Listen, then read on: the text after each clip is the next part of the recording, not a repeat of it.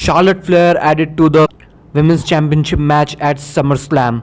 Now it is going to be a triple threat match between Becky Lynch, Carmella, and Charlotte Flair. Oh, you know why she's added? Because yeah, she's the female Roman Reigns, of course. And they couldn't let Becky Lynch have her one single match at SummerSlam and can't have Becky Lynch have her moment. But the question in everyone's mind is that will Becky Lynch turn heel on Charlotte? At least it is on my mind, and I think it is on everyone's mind. So yeah, I'm Himanshu Sharma. This is Model Monster Wrestling, and this is my SmackDown review, and we are starting right now.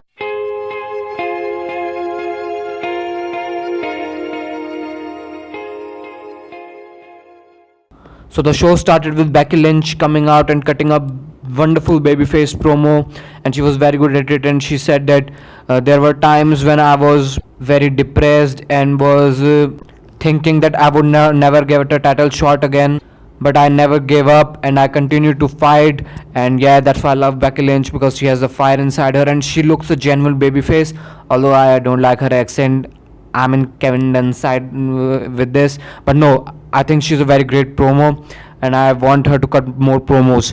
And she said that she hasn't had a title since December 2016, and she hasn't been in a title picture and hasn't got a title shot since 18 months. And I think it's true, because I don't think Becky Lynch is even in a storyline, in a one-on-one storyline with anyone since like quite some time. Maybe the Alexa Bliss feud was the last feud in which Becky Lynch was in a feud, yeah, of course. And then Carmella came out and she said that the evolution, the historic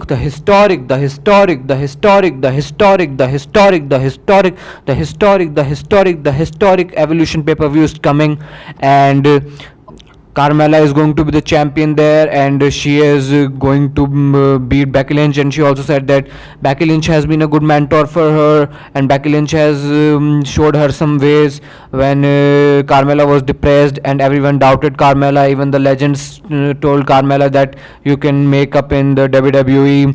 And she said that Becky Lynch was the first ever women's champion on SmackDown, and Carmella was the 52nd draft pick, and it was bullshit according to Carmella. I didn't think it was bullshit.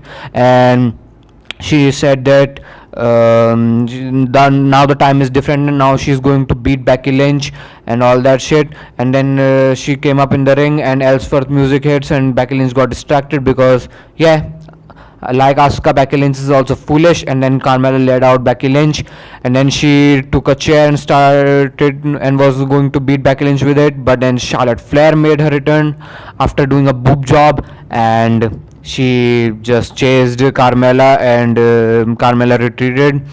And yeah, Charlotte got a boob job, but I'm not going to make fun of it because Alexa Bliss also got a boob job, and that is the. And now you can say about Alexa that she's the Barbie doll and all that shit, that she cares about her boobs and all that shit.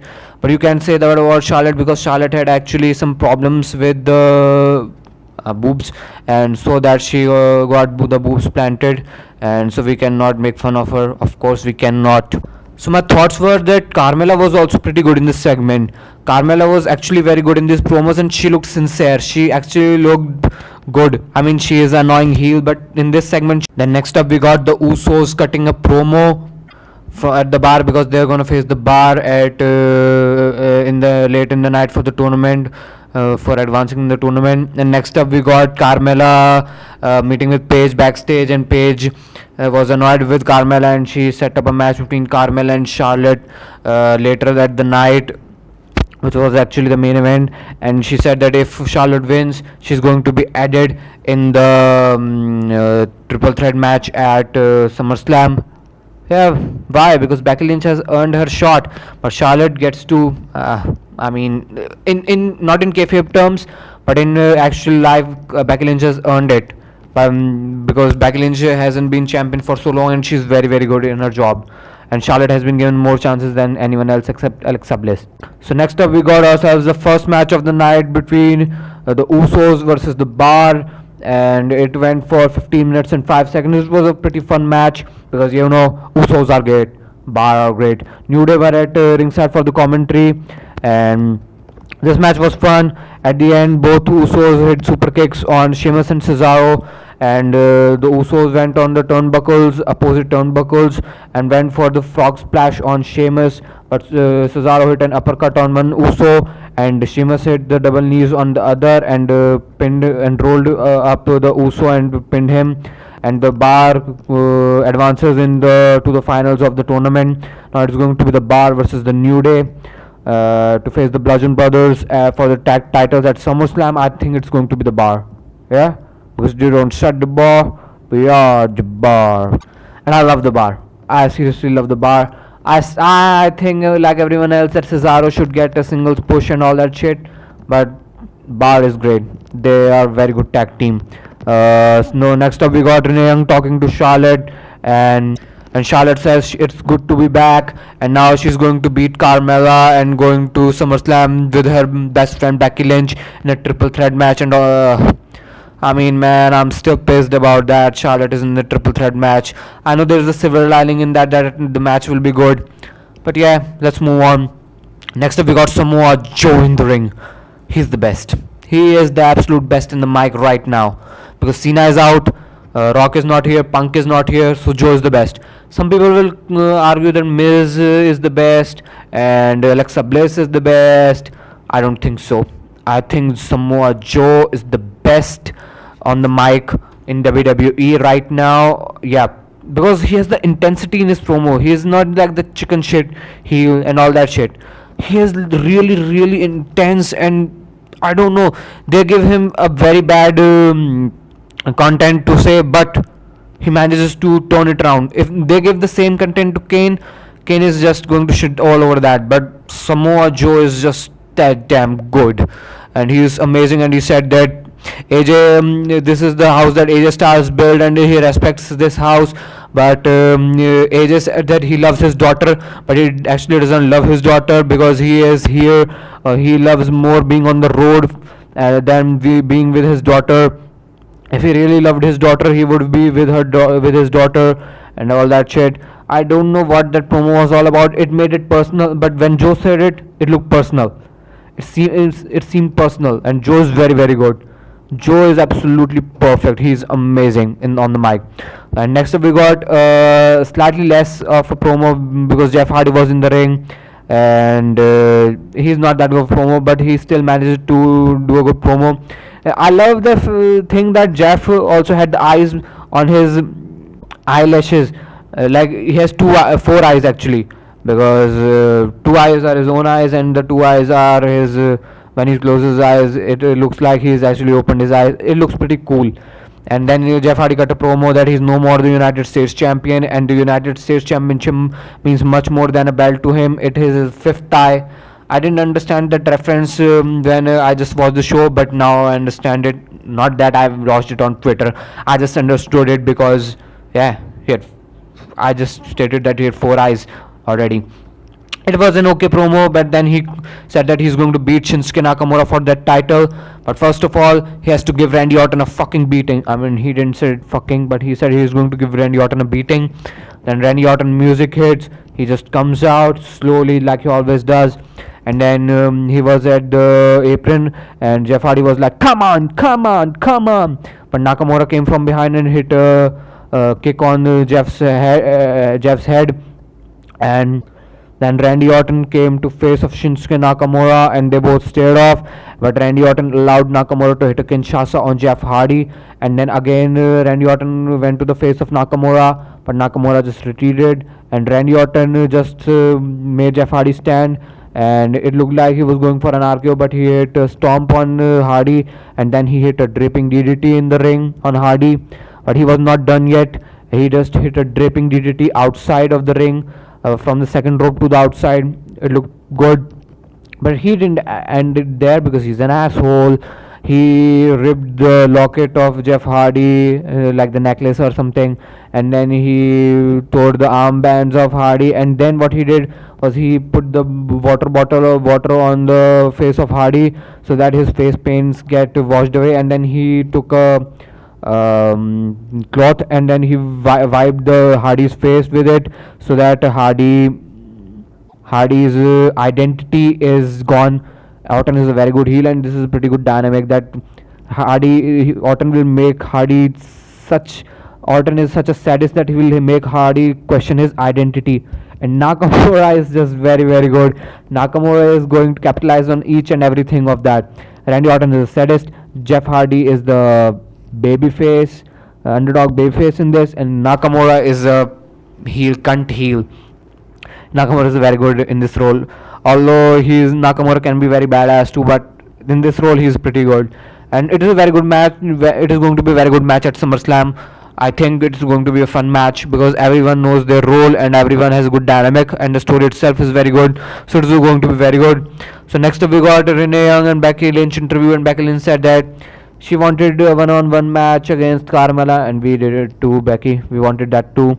But she said that Charlotte is added.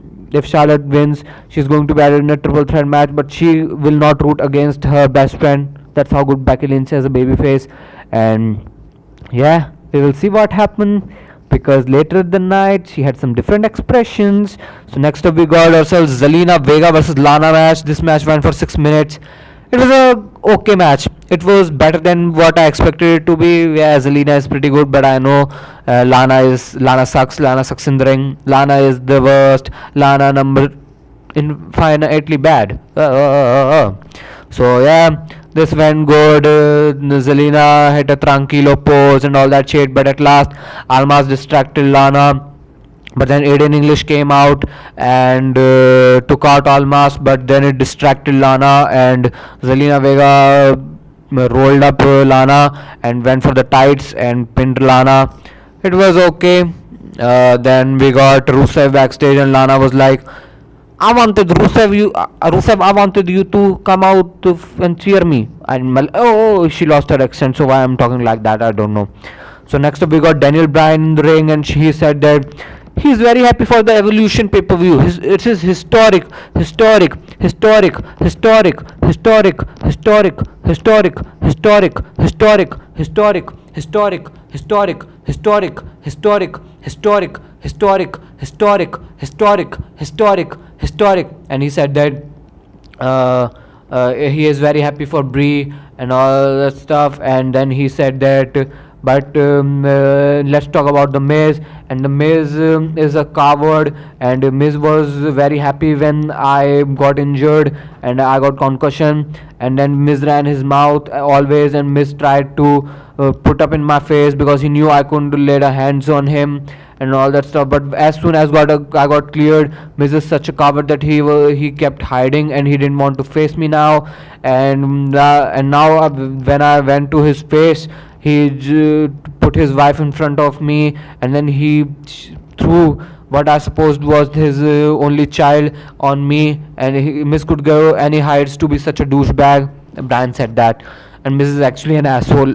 I mean, not in real life, but in this character.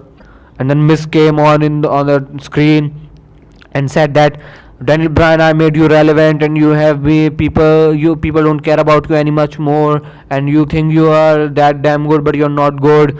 And those 10 minutes of talking smack when I put you in your face made you more relevant than the past 10 years of your life.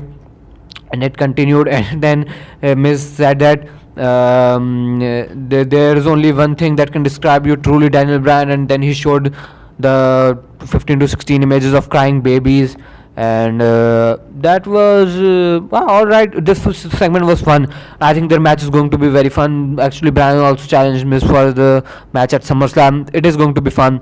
So next up we got the third match of the night and the last match of the night, Carmella versus Charlotte. This match went for 12 minutes 40 seconds. It had some pretty good spots when Charlotte hit the moonsault from the barricade on Carmella and all that stuff. There were some botches because Carmella is not good, but it was a better Carmella match than anything, and Charlotte won, and Becky Lynch was watching the match. In the end, it was the whole narrative through the night.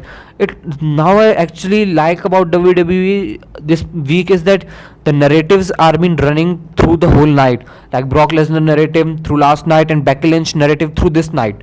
Like Becky Lynch started the show and ended with Becky Lynch. When Becky Lynch saw Charlotte winning and she had some cunning facial expressions, I think Becky Lynch is going to turn on Charlotte, but I hope not, because Becky Lynch's movie is also coming out, and it will not be a heel to promote, good for a heel to be promoting a movie. So let's see what happens. Now it's going to be a triple threat match. The only silver lining in this match is that the match is going to be that Charlotte is in this, so that it could be a good match, because I don't think Becky could give a good match out of Carmella when Asuka and Charlotte weren't able to do that. I think they could put Carmella aside, and Charlotte and Becky could have a great match, and Carmella could use her shenanigans to win. But I hope Carmella doesn't win and Becky Lynch wins and continue to be the best babyface in WWE. So guys, this was my SmackDown live review. Out of 10, I will give it a 7. It was a very good show, and it was my Raw review. It was my SmackDown review, live review. You can also watch my Raw review. So guys, thank you and have a nice day.